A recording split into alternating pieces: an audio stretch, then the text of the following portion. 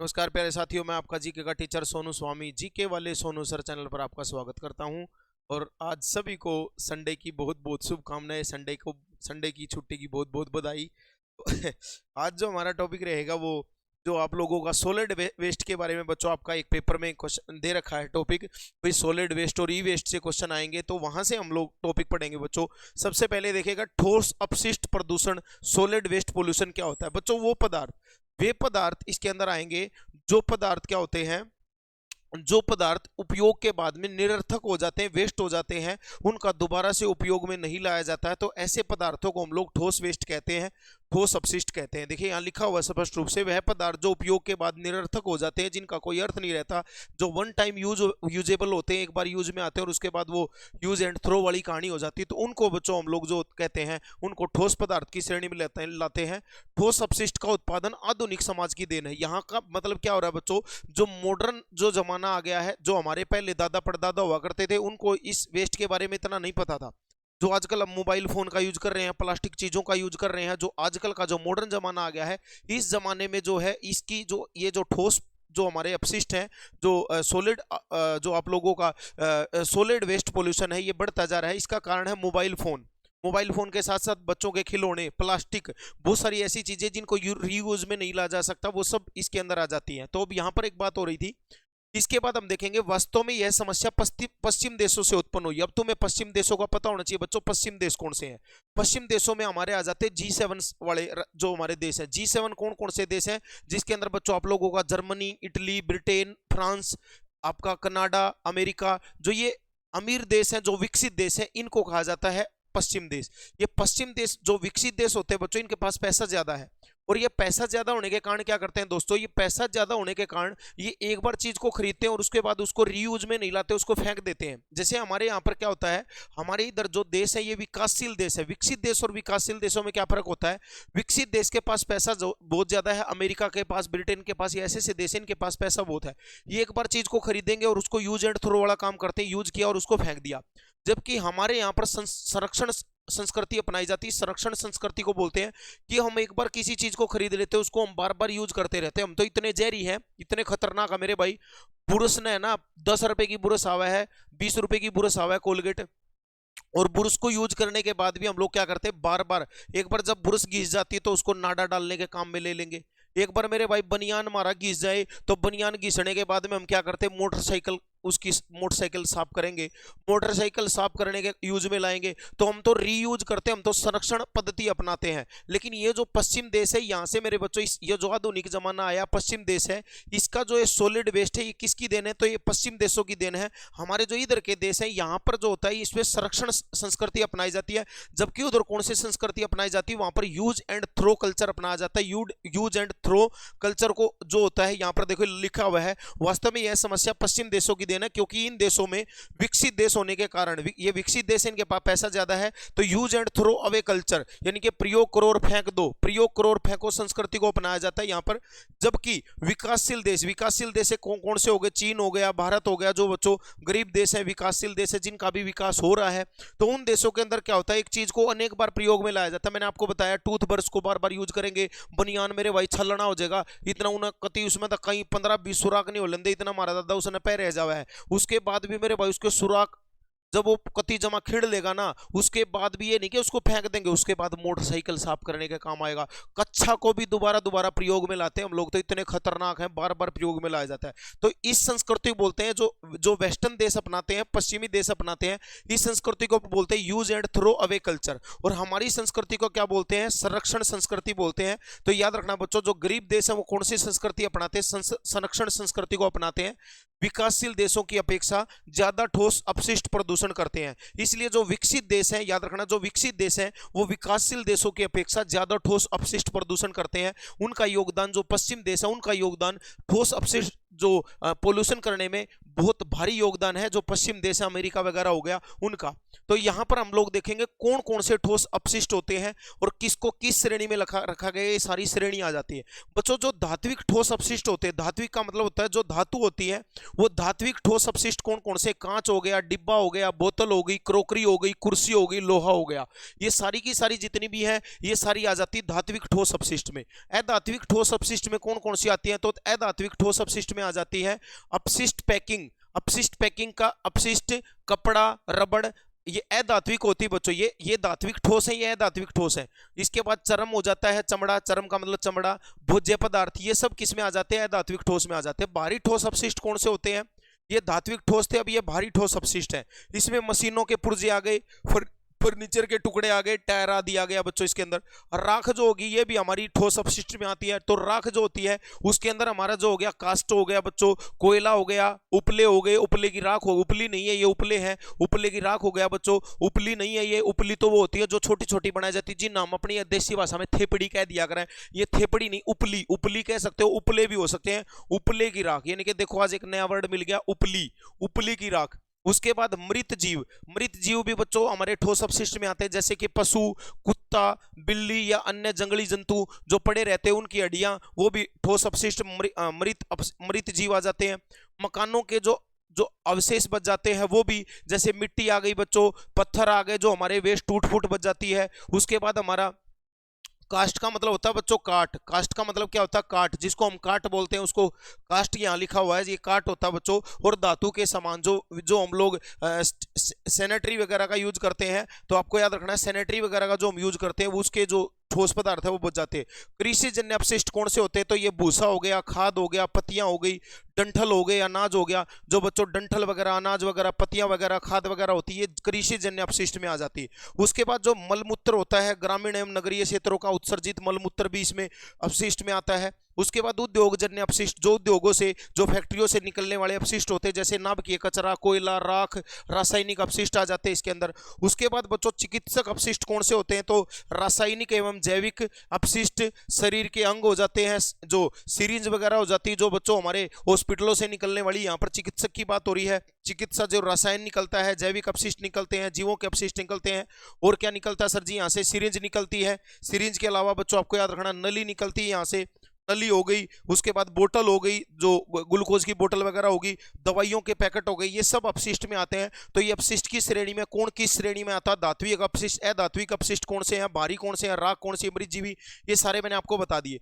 यहाँ पर बड़ी अच्छी बात है बच्चों ये सीखने की कि भारत के 3 लाख से अधिक आबादी, जो भारत के 3 लाख से अधिक आबादी वाली, अधिक जनसंख्या वाले जो शहर हैं, उनके अंदर प्रतिदिन, याद रखना, उनके अंदर प्रतिदिन 4 लाख टन से अधिक अपशिष्ट उत्पन्न होता है। देखो बच्चों आबादी है 3 लाख और अपशिष्ट कितना पैदा होता है, 4 लाख टन अपशिष्ट पैदा हो रहा है। भारत के 3 लाख से अधिक आबादी वाले जो शहर हैं, जो हमारे जो शहर हैं, सिटी हैं, उनके अंदर 3 लाख से अधिक आबादी वाले जितने भी 50 बड़े शहर हैं, उन 50 बड़े नगरों से प्रतिदिन, ये समझ लो बच्चों 3 लाख से अधिक आबादी वाले 50 शहरों से कुल मिलाकर जो 50 शहरों का जो अपशिष्ट निकलते हैं, ठोस अपशिष्ट निकलते हैं, वो कितने टन निकलता है, 4 लाख टन से अधिक अपशिष्ट उत्पन्न होता है 50 बड़े शहरों का। यानी कि टोटल मिलाकर जो 50 बड़े शहरों का अपशिष्ट मिलाया जाए तो वो मिलाकर 4 लाख टन से अधिक अपशिष्ट उत्पन्न करते हैं। भारत में शहरी क्षेत्रों में प्रतिदिन यहां पर याद रखना बच्चों, भारत में शहरी क्षेत्रों में प्रतिदिन 1,88,500 टन, 1,88,500 टन जो शहरों में, शहरी क्षेत्रों से प्रतिदिन, यानी कि पूरे भारत का ऑल ओवर सारे शहरों का मिलाकर अगर हम प्रतिदिन की बात करें तो 1,88,000, याद रखना बच्चों, टन, 1,88,500 टन, यानी कि 68.8 मिलियन टन की बात हो रही है बच्चों। 68.8 मिलियन टन ठोस अपशिष्ट डेली उत्पन्न हो रहा है, प्रतिदिन उत्पन्न हो रहा है। ये बहुत सोच विचार की बात है हमारे लिए, बहुत मतलब कि ये भविष्य के लिए बहुत ही खतरनाक हो सकता है बच्चों कि जो अपशिष्ट हम डेली पैदा कर रहे हैं, जो डेली प्रतिदिन इतना अपशिष्ट निकल रहा है भारत से, वो कितना निकल रहा है, 1,88,500 टन, यानी कि आप ये कह सकते हो कि बच्चों 68.8 मिलियन टन वार्षिक, वर्ष के अंदर। ये प्रतिदिन नहीं है भाई, प्रतिदिन इतना है। अगर जो बच्चों प्रतिदिन का हिसाब लगाएं तो 1.88 1,88,500 टन है बच्चों, 1,88,500 टन, 1,88,500 टन प्रतिदिन। अगर वर्ष का हिसाब लगाएं तो वर्ष में बच्चों 68.8 मिलियन टन वार्षिक जो है वो ठोस अपशिष्ट पैदा होता है वर्ष का। पूछा जाएगा कि भारत के अंदर जो वर्ष में कितना जो ठोस अपशिष्ट उत्पादन होता है, तो भारत का 68.8 मिलियन टन वार्षिक ठोस अपशिष्ट उत्पन्न होता है बच्चों। अगर जो हम यही बात 1947 के करें जब हमारा देश आजाद हुआ, तो बच्चों देश आजादी के समय ये मात्र 6 मिलियन टन था बच्चों, मात्र 6 मिलियन टन था।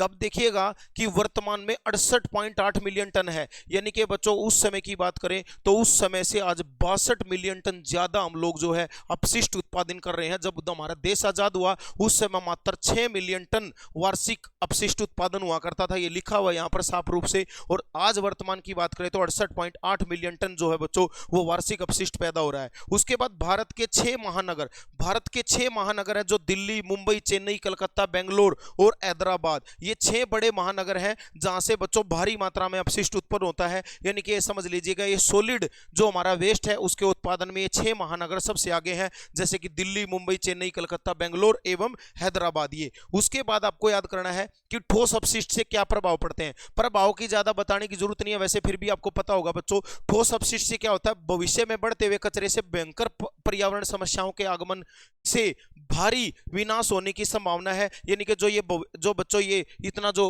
कचरा बढ़ रहा है, ई वेस्ट बढ़ रहा है, ई वेस्ट हो गया या हमारा सॉलिड वेस्ट हो गया, इसकी वजह से जो भयंकर पर्यावरणीय समस्याएं उत्पन्न होने वाली है, ये बहुत ज्यादा इनका विनाश की संभावना है, बहुत ज्यादा विनाश होने वाला है इनसे जो ये ठोस अपशिष्ट है।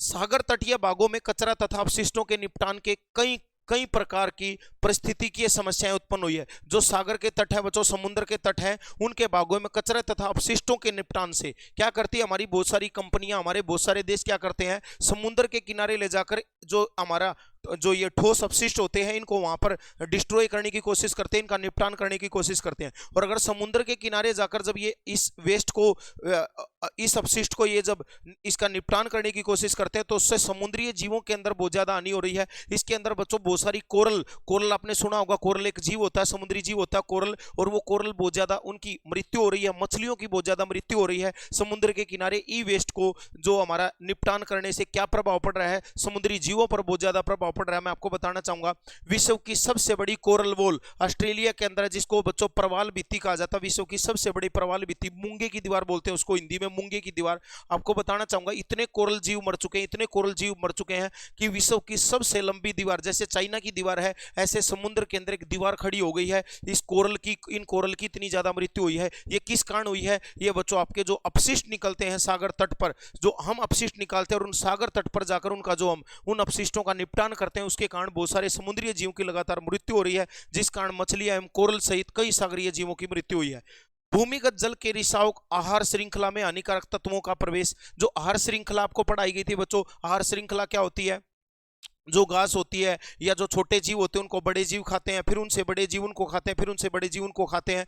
तो जो ये आहार श्रृंखला होती है, इसके अंदर भी जो ये पोल्यूशन है ये बहुत ज्यादा बढ़ता जा रहा है और उससे आहार श्रृंखला में भी प्रभाव पड़ रहा है। आहार श्रृंखला के अंदर भूमिगत जल, जो हमारा भूमिगत जल है, उससे भी बच्चों जो हमारे ये वेस्ट निकलते हैं, सॉलिड वेस्ट निकलते हैं, जब ये भूमि के अंदर रिस कर जाते हैं तो इनसे दोबारा हम इस पानी को ग्रहण करते हैं, तो उससे भी बच्चों हमारे शरीर पर बहुत ज्यादा प्रभाव पड़ता है। आहार श्रृंखला में हानिकारक तत्वों का प्रवेश, दम घोटने वाली जैसे वाष्प और गैसें, मैंने आपको कल बताया था दम घोटू गैस, दम घोटने वाली गैसें और बच्चों गैसों का आवरण बढ़ता जा रहा है। लाभदायक सूक्ष्म जीवों का विनाश हो रहा, जो हमारे शरीर के लिए, हमारी फसलों के लिए लाभदायक सूक्ष्म जीव हैं, छोटे छोटे जीव हैं, उनको भी बच्चों इस वेस्ट के कारण, जो ये सॉलिड वेस्ट है इसके कारण उनकी भी मृत्यु हो रही है।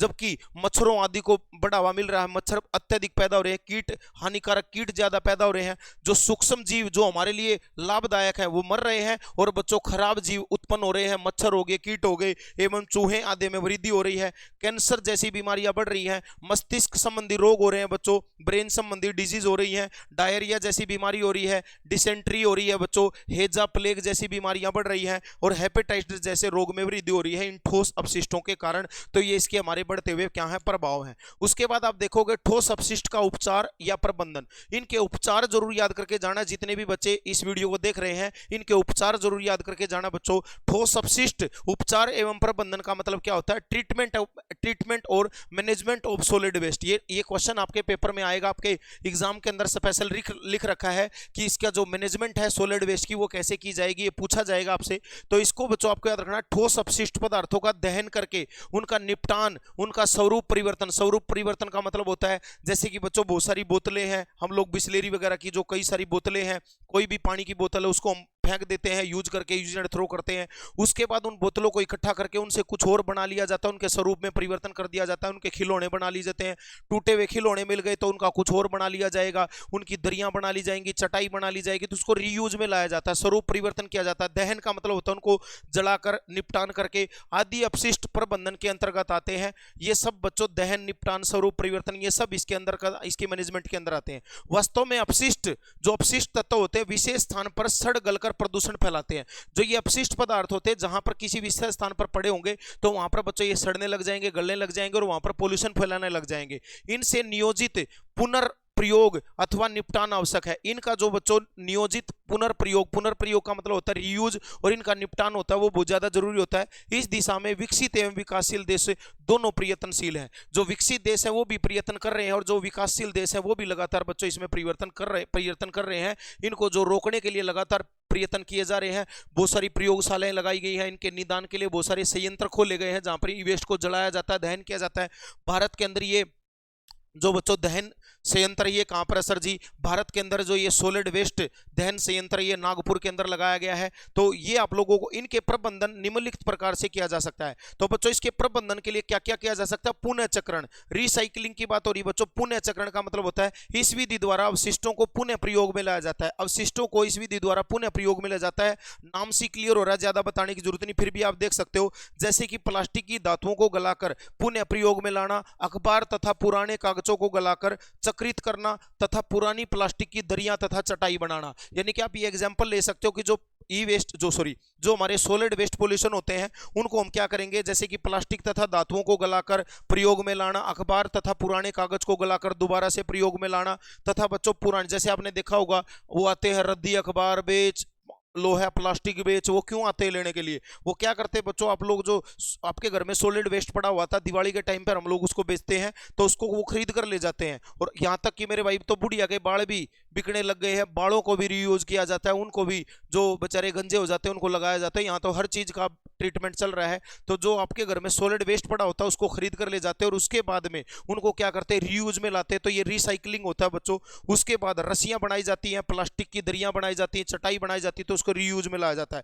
अपशिष्टों को नष्ट करना बच्चों, इनको डिस्पोजेबल किया जाता है, डिस्पोजल ऑफ वेस्ट। डिस्पोजेबल का मतलब होता है कि जो ठोस एवं कचरे, जो ठोस कचरे विभाजित या पुनर्चक्रित नहीं हो सकते, जो बच्चों क्या होते हैं, ऐसे ठोस पदार्थ, ऐसे जो वेस्ट पदार्थ है जो ना तो पुनर्चक्रित हो सकते ना तो वो विभाजित हो सकते। विभाजित का मतलब होता है टुकड़ों में बंटना। कई सारी मशीनें होती है बच्चों उनको टुकड़े में बांट देती, तो लेकिन कई ठोस ऐसे होते हैं जिनको टुकड़ों में नहीं बांटा जा सकता। तो जिनको टुकड़ों में नहीं बांटा जा सकता या पुनर्चक्रित नहीं किया जा सकता, रिसाइकलिंग नहीं किया जा सकता, उनको निम्नलिखित प्रकार से नष्ट किया जाता है। वो निम्नलिखित प्रकार कौन कौन से हैं, एक मैंने आपको बता दिया पुनर्चक्रण, लेकिन कुछ ऐसे भी अपशिष्ट होते हैं जिनको रिसाइकिल भी नहीं किया जा सकता और तोड़ा भी नहीं जा सकता, विभाजित भी नहीं किया जा सकता। उनको कैसे करेंगे, तो उनको बच्चों कंपोस्टिंग कर देंगे। यहां पर लिखा हुआ है कंपोस्टिंग कैसे करेंगे, यह एक जैविक प्रक्रिया होती है। ये बच्चों इसके अंदर जीव छोड़ दिए जाते हैं, एक जैविक प्रक्रिया होती है। इसमें जीवाणुओं एवं अन्य कवक का मतलब होता है फंगई,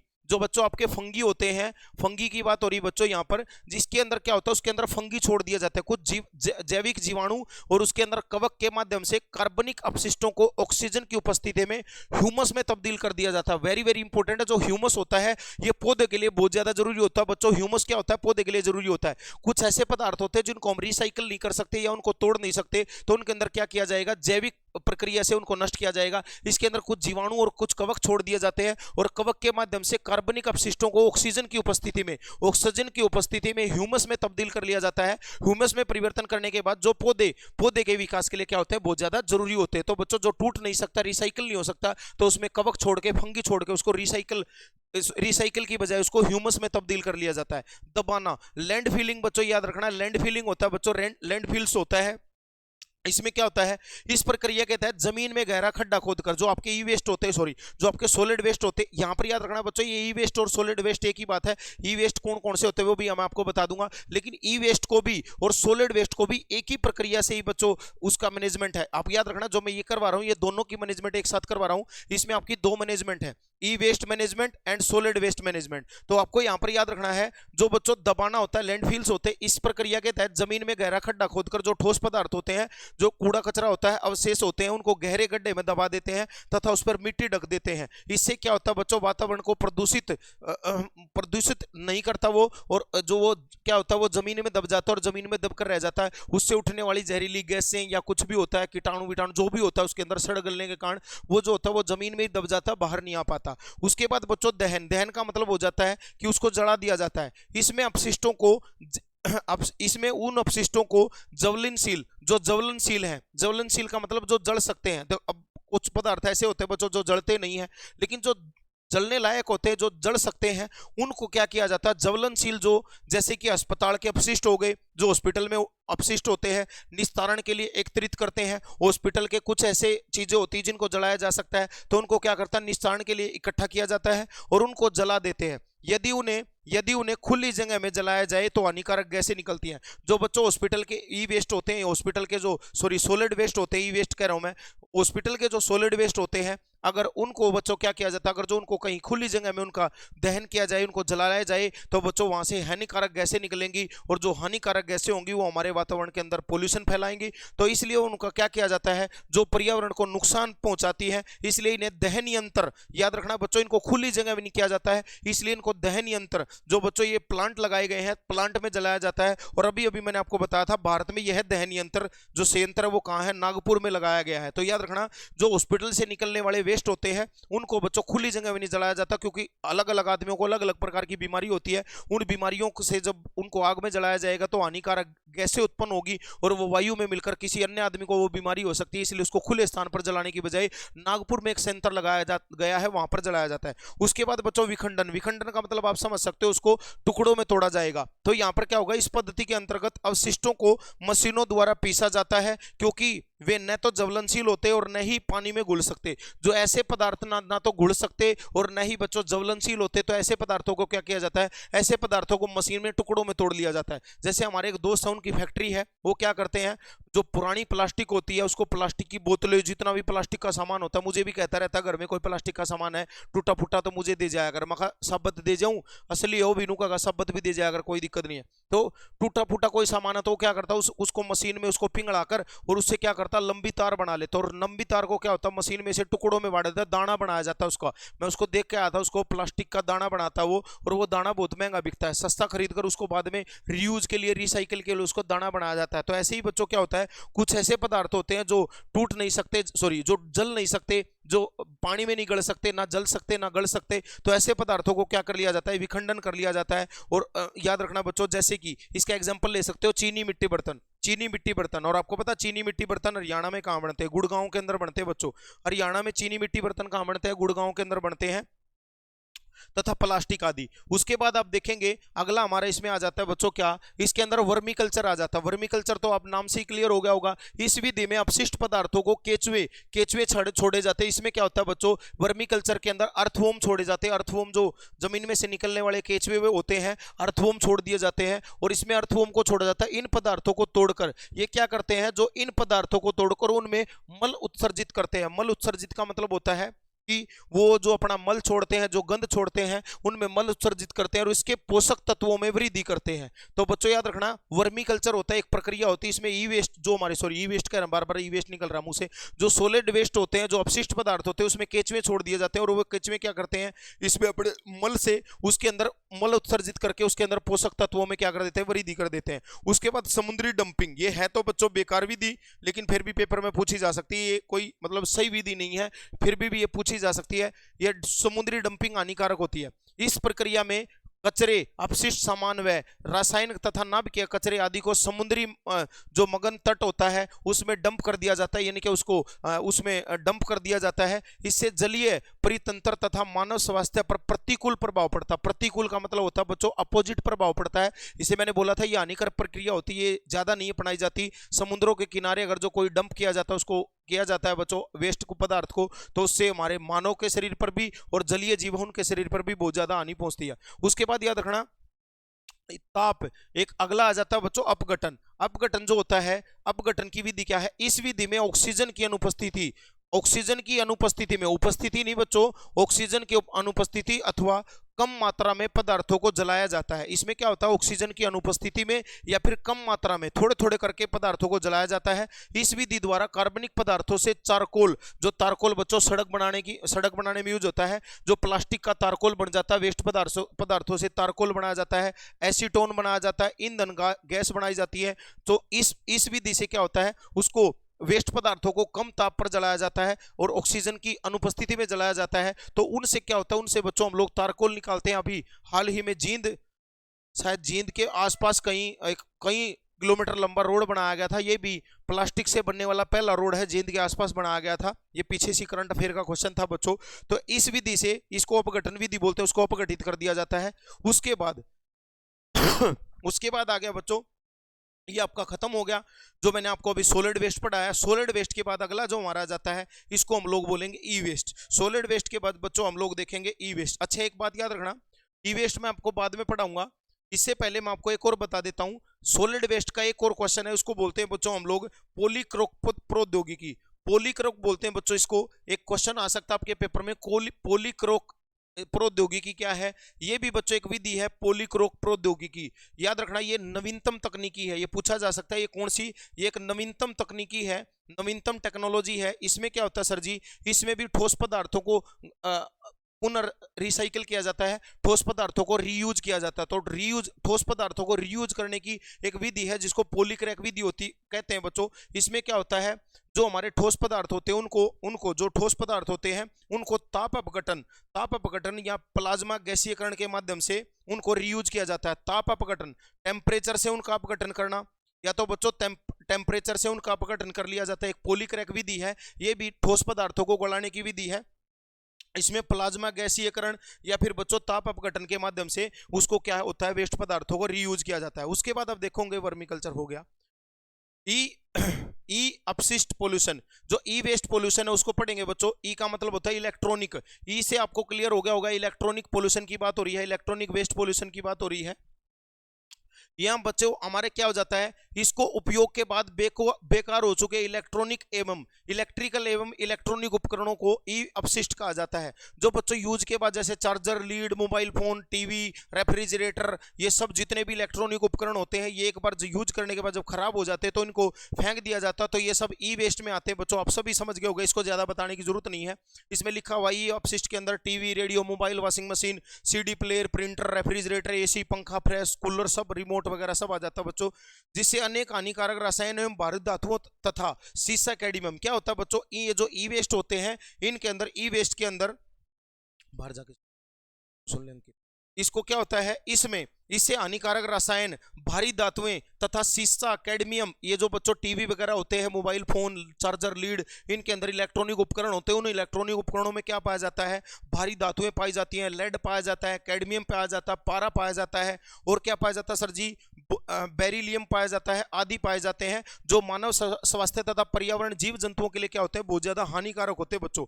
अब यहाँ पर आपको ये पॉइंट बेशक से, ये तो सबको पता, कॉमन सी चीज है, ये पढ़ने की जरूरत नहीं, यहाँ पर आपको पढ़ने की जरूरत है, ये पॉइंट बहुत इंपॉर्टेंट रहेगा। 24 जनवरी 2019 को स्विट्जरलैंड में एक विश्व आर्थिक मंच की वार्षिक बैठक हुई बच्चों। 24 जनवरी 2019 को जो स्विट्जरलैंड के अंदर एक विश्व आर्थिक मंच की बैठक हुई थी, उस बैठक के अंदर जो बच्चों एक platform for accelerating the circular economy, इसका बच्चों इसको पेस बोलते हैं, पीएसी एक संस्था है बच्चों जिसको पेस कहा जाता है। इसकी फुल फॉर्म याद रखना, पीएसी की, platform for accelerating the circular economy. And एक और संस्था है बच्चों यूएनई, यूएन का मतलब यूनाइटेड नेशन ई वेस्ट, जो बच्चों आपका कैलिवेशन है, सॉरी ये क्या है, कोई कोइलेशन है, कोइलेशन, यह बच्चों यूनाइटेड नेशन ई वेस्ट कोइलेशन है। यूनाइटेड नेशन ई वेस्ट कोइलेशन द्वारा एक रिपोर्ट जारी की गई। मैं आपको बताना चाहूंगा क्या लिखा हुआ है। 24 जनवरी 2019 को स्विट्जरलैंड में एक बैठक हुई थी। उस बैठक के अंदर एक पेस जो संस्था है और एक बच्चों एक संस्था है यूनाइटेड नेशन यूएनई वेस्ट कोइलेशन संस्था, इन दोनों के द्वारा एक रिपोर्ट जारी हुई। और इस रिपोर्ट में क्या बताया गया कि 2050 तक जो ई वेस्ट है उसके संभावना, उसकी कितनी संभावना, तो उसकी बच्चों 12 करोड़ टन प्रति वर्ष ई वेस्ट उत्पादन होने की संभावना। 2050 तक जो ई वेस्ट है वो कितना हो जाएगा, 12 लाख टन। याद रखना बच्चों, 12 करोड़, लाख नहीं 12 करोड़ प्रति वर्ष, 12 करोड़ टन प्रति वर्ष ई वेस्ट उत्पादन होने की अनुमान लगाया गया, संभावना लगाई गई है कि 2050 तक प्रति वर्ष हर साल सभी देशों के अंदर कुल मिलाकर 12 करोड़ टन, 12 करोड़ टन कम नहीं होता बच्चों, 12 करोड़ टन ई वेस्ट प्रति वर्ष उत्पादन होने की आशंका लगाई गई है। इन दोनों ने एक रिपोर्ट जारी करी थी 2019 में और इस रिपोर्ट में ये आंकड़े बताए गए हैं। उसके बाद आपको याद रखना, रिपोर्ट के अनुसार वर्तमान में विश्व भर में प्रति वर्ष 5 करोड़ टन ई वेस्ट का अनुमान लगाया जा रहा है बच्चों। अभी हाल ही में जो रिपोर्ट जारी हुई थी 2019 में, स्विट्जरलैंड की जो आर्थिक मंच की बैठक हुई थी, उसमें बताया गया कि वर्तमान में 2022-2023 के जो आंकड़े बता रहे हैं, 2019 के जो आंकड़े बता रहे हैं, उसमें बताया गया कि प्रति वर्ष इस टाइम पे जो हमारे चार्जर, लीड, ई वेस्ट है, रेफ्रिजरेटर, कूलर, फ्रिज, XYZ जितने भी ई वेस्ट है, उनकी जो प्रति वर्ष उत्पादन है वो 5 करोड़ टन है हाल फिलहाल। और अगर जो बच्चों 2050 की बात करें तो ये बढ़कर कितना हो जाएगा, डबल से भी ऊपर चला जाएगा, 12 करोड़ टन प्रति वर्ष चला जाएगा। इस पर हम लोगों ने बड़ी जोर से ये बात मतलब कि बतानी चाहिए। और यहां पर आप देखेंगे, यहां पर बताया गया प्रति वर्ष ई वेस्ट उत्पादन की कीमत 62.5 बिलियन डॉलर से अधिक है। देखिए बच्चों, यहां पर बहुत सारे लोग तो इसका बिजनेस भी कर रहे हैं, बहुत तगड़ा बिजनेस चल रहा है बच्चों। इसके ऊपर एक मूवी भी बनी थी, आपने देखी होगी। ऑस्ट्रेलिया से बहुत सारा ई वेस्ट भारत आता था और वहां पर बच्चों हमारे किसी मंत्री का लड़का गया हुआ था और उसने वो होम मिनिस्टर का लड़का था और वो वहां से ई वेस्ट भेजता था। उससे उठने वाले धुएं से, जहरीली गैस से पास के बहुत सारे लोगों की स्कूल के बच्चों की मृत्यु हो गई थी। फिर उसने उसकी जांच करी थी। ये बहुत एक आपने देखा होगा, ये ई वेस्ट के ऊपर मतलब पूरा मतलब कि सिस्टम बनाया गया था, एक मूवी भी बनाई गई थी इसके ऊपर। तो देखिएगा प्रति वर्ष उत्पादन होने वाले ई अपशिष्ट की कीमत 62.5 बिलियन डॉलर है बच्चों। हाल प्रेजेंट के अंदर 62.5 बिलियन डॉलर से अधिक जो अपशिष्ट मतलब पैदा हो रहे हैं उनकी कीमत बताई जा रही है 62.5 बिलियन डॉलर वर्तमान में। उसके बाद आप देखेंगे भारत में ई वेस्ट जो होते हैं बच्चों, भारत में ई वेस्ट क्या है, ये तो वर्ल्ड का आंकड़ा था, अब हम भारत में देखेंगे तो वर्तमान समय में भारत की तीव्र जनसंख्या वृद्धि, आधुनिक जीवन शैली के कारण ई अपशिष्ट डंपिंग का प्रयोग के अंदर बनता जा रहा है। जो वर्तमान में भारत है बच्चों, ये बच्चों हमारी जनसंख्या बढ़ती जा रही है। जनसंख्या वृद्धि के कारण, आधुनिकीकरण के कारण आजकल छोटे छोटे बच्चे भी फोन रख रहे हैं। छोटे छोटे बच्चे भी फोन रखेंगे, चार्जर आएगा, लीड आएगी, फिर वो बच्चों कल को खराब हो जाएंगे तो उनको ई वेस्ट कर दिया जाएगा, उनको फेंक दिया जाएगा, जो ई वेस्ट की श्रेणी में आते हैं। तो भारत के अंदर बढ़ती हुई जनसंख्या, आपको पता है वर्ल्ड के अंदर सबसे ज्यादा पॉपुलेशन भारत की हो चुकी है। चाइना को भी पीछे छोड़ दिया 2023 में भारत ने। और इसी बढ़ती जनसंख्या के कारण, आधुनिक जीवन शैली के कारण भारत जो है वो ई अपशिष्ट डंपिंग का प्रमुख केंद्र बनता जा रहा है। नेशनल इकोनॉमिक काउंसिल, ये बहुत बढ़िया क्वेश्चन है बच्चों। एनईसी एक नेशनल इकोनॉमिक काउंसिल है, द्वारा जून 2018 में एक रिपोर्ट जारी करी गई और उस रिपोर्ट में बताया गया कि भारत ई वेस्ट के मामले में 5वें स्थान पर है। देखिए बच्चों, बड़ी गहरी बात है सुनने की कि जो एक हमारी नेशनल इकोनॉमिक काउंसिल है, इस काउंसिल ने बताया कि भारत के अंदर जो ई वेस्ट पोल्यूशन है वो कितना हो रहा है। ये भारत जो है ई वेस्ट पोल्यूशन के मामले में वर्ल्ड के अंदर 5वें स्थान पर है। जबकि बच्चों पहले स्थान पर कौन है, तो बच्चों यहां पर हम देखेंगे कि इसके अंदर यहां पर आपको देखना, पहले स्थान पर चाइना, दूसरे पे अमेरिका, तीसरे पे जापान तथा चौथे पे जर्मनी है बच्चों। ये बड़ी सोचने की बात है कि पहले नंबर पर चाइना है, दूसरे नंबर पर अमेरिका है, तीसरे नंबर जापान और 5वें नंबर पर कौन है, चौथे नंबर पर जर्मनी।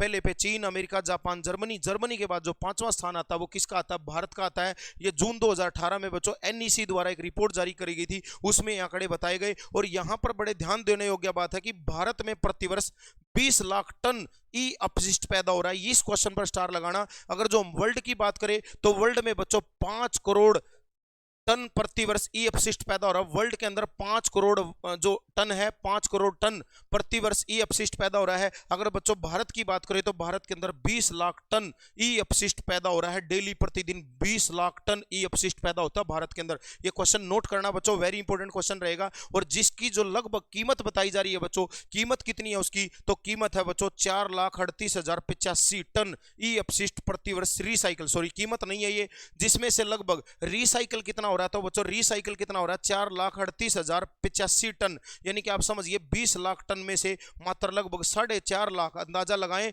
तो लगभग बच्चों 4.4 टन ही जो, या फिर आप अंदाजा लगा सकते हो 4.5 टन ही जो है उसको रिसाइकिल किया जा रहा है। बाकी 15 लाख टन जो है वो बच्चों ऐसे ही हमारे वायु प्रदूषण का कारण बन रहा है, समुद्री प्रदूषण का कारण बन रहा है। 15 लाख टन, ये सोचने की बड़ी गंभीरता की बात है कि भारत के अंदर प्रतिवर्ष 20 लाख टन ई अपशिष्ट पैदा होता है, जिसमें से रिसाइकिल कितना किया जा रहा है 4,38,085 टन ई अपशिष्ट प्रतिवर्ष रिसाइकिल किया जाता है।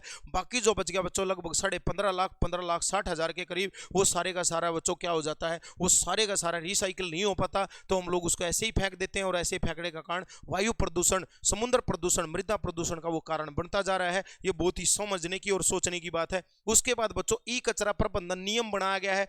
भारत ने बढ़ते हुए पॉल्यूशन को देखते हुए ई कचरा प्रबंधन नियम बनाया और इस नियम में 2016 पर्यावरण एवं वन जलवायु परिवर्तन मंत्रालय द्वारा, जो 2016 में बच्चों पर्यावरण मंत्रालय है, वन एवं जलवायु परिवर्तन मंत्रालय है, उसके द्वारा 23 मार्च 2016 को ई कचरा, जो ई कचरा प्रबंधन या निपटान नियम था, जो बच्चों ई कचरा प्रबंधन और निपटान नियम था, 2011 के स्थान पर उसका नाम बदलकर ई कचरा प्रबंधन नियम कर दिया गया है। आपको याद रखना है जो वर्तमान में ई कचरा प्रबंधन नियम है, ये कब लागू हुआ 2016 में। तो बच्चों इससे पहले क्या था, ये मात्र ई कचरा निपटान था। अब ये ई कचरा निपटान की बजाय इसका नाम बदल दिया गया, ई कचरा नियम था। ई कचरा नियम जो था बच्चों, इस ई कचरा नियम, प्रबंधन छोड़ दो इसको, ये बीच में नहीं आएगा। इसका जो 2016 से पहले नाम था वो ई कचरा नियम था। 2011 के स्थान पर इसका जो नाम बदला गया वो क्या कर दिया गया, ई कचरा प्रबंधन नियम 2016 अधिसूचना जारी कर दिया गया है। तो ये हमारे पर्यावरण मंत्रालय द्वारा कदम उठाए गए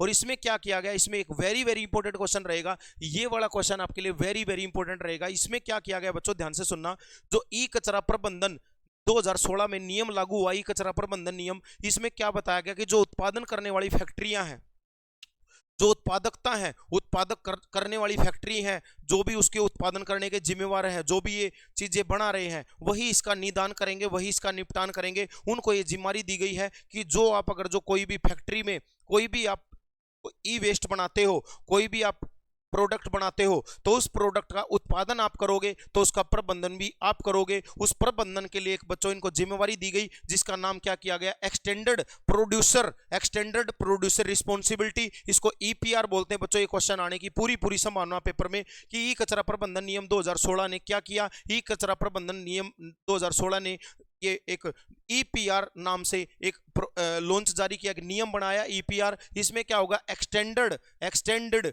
याद रखना बच्चों, एक्सटेंडेड प्रोड्यूसर रिस्पॉन्सिबिलिटी, यानी कि जो कचरा बनाएगा वही उसका निदान करेगा, वही उसका निपटान करेगा। अगर आप उसको निपटान नहीं कर सकते तो आप क्या करोगे, उसको इकट्ठा करोगे और इकट्ठा करके उस फैक्ट्री को देखाओगे जो उसका क्या करेगी, निदान करेगी। ये जिम्मेवारी आपकी है, ये रिस्पॉन्सिबिलिटी आपकी है। उसके लिए एक नया नियम बना जिसको ईपीआर बोलते हैं बच्चों। ईपीआर की फुल फॉर्म है एक्सटेंडेड प्रोड्यूसर और रिस्पॉन्सिबिलिटी। इस क्वेश्चन को याद रखना, ये वेरी वेरी इंपॉर्टेंट क्वेश्चन रहेगा आपके पेपर के लिए। तो बच्चों इसमें क्या लिखा हुआ साफ ई अपशिष्ट इकट्ठा करने प्रबंधन प्रणाली के लिए जिम्मेदार बनाया गया है, जिसके तहत उत्पादकों को, जो उत्पादन करने वाले हैं, उनको ई अपशिष्ट इकट्ठा करने और प्रणाली के लिए जिम्मेदार बनाया गया है, प्रबंधन प्रणाली के लिए। अगर आप उसकी प्रबंधन प्रणाली नहीं कर सकते, आप उसको रिसाइकल नहीं कर सकते, तो आप उसको इकट्ठा करोगे और आप उसको उस कंपनी को देकर आओगे जो उसको जो उसको क्या करेगी, रिसाइकल करेगी। तो आपको उसको इकट्ठा करना है। जितना भी आप प्रोडक्ट उत्पादन करते हो, जितना भी आप बनाओगे, वो सारे इकट्ठा करके आपको उस कंपनी को देकर आना है जो उसको क्या कर रही है, रिसाइकल। अगर जो आप नहीं कर सकते तो एक जिम्मेदारी दी गई है बच्चों। इसके अंतर्गत क्या किया गया, इस नियम के अंतर्गत बच्चों कचरे के अंतर्गत क्या आएगा, कॉम्पैक्ट फ्लोरोसेंट लैंप, CFL की बात हो रही बच्चों, जो घरों में CFL बनाने वाली कंपनियां हैं, जो CFL बेचती है, वो CFL कंपनियां भी क्या करेंगी, आपने देखा होगा 2 साल की 1 साल की गारंटी देती है। और गारंटी देने के बाद क्या होता है, जो आपने वो CFL बनाया है, तो आप उस CFL को जिस कंपनी ने बनाया है, बजाज ने बनाया या किसी भी कंपनी ने बनाया, हमें नहीं पता, वही कंपनी क्या करेगी, उसको दोबारा से रीयूज करेगी। अगर आप उसका रिसाइकल नहीं कर सकते तो आप उस कंपनी को देकर आओगे, जो कंपनी उसका रिसाइकल करेगी, यानी कि उसको फोड़ तोड़ के किसी अन्य चीज में कन्वर्ट करेगी, उस प्लास्टिक का रीयूज किया जाएगा। उसके लिए बच्चों उसमें क्या किया गया है, उसके अंदर आप लोगों को देखो यहाँ पर कंपैक्ट फ्लोरेसेंट लैंप, और उसके अंदर बच्चों मरकरी को भी इसके अंदर शामिल किया गया है। तो यहाँ पर ये चीज आप लोगों को याद रखनी है बच्चों।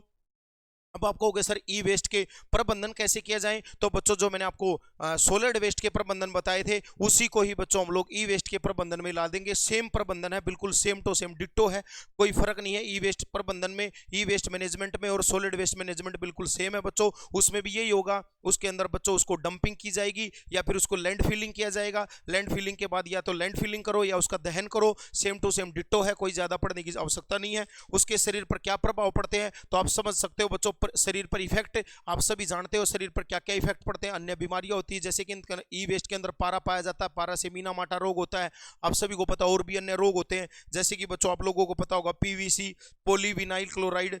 पॉलीविनाइल क्लोराइड से बच्चों HCl गैस उत्पन्न होती है। जो PVC होती है, पॉलीविनाइल क्लोराइड, इससे PVC पॉलीविनाइल क्लोराइड से क्या होता है, इससे बच्चों गैस, जहरीली गैस उत्पन्न होती है PVC से। कौन सी, HCl। और HCl मानव के लिए बहुत ज्यादा हानिकारक है बच्चों। हाइड्रोक्लोरिकल जिसको बोलते हैं HCl, ये PVC से पैदा होती है। तो ये सभी आप लोगों को पता है, इसको ज्यादा बताने की जरूरत नहीं है। किससे क्या होता है बच्चों, इसे सेलियम होता है, जिससे बालों की अस्थि होती है, सेलियम नाम होता है बच्चों। एक आप लोगों का ब्रोमाइड होता है, ये बहुत सारी है। ये अपशिष्ट प्रबंधन मैंने आप लोगों को करवाई दिया। अपशिष्ट प्रबंधन बिल्कुल सेम टू सेम है, ज्यादा हमें इसके अंदर बच्चों कुछ पढ़ना नहीं है। जितना इसके अंदर आ सकता था मैंने आप लोगों को बता दिया। अगर जो बच्चों आपको वीडियो अच्छी लगे तो वीडियो को लाइक एंड शेयर करना। नमस्कार दोस्तों, जय हिंद, प्रणाम।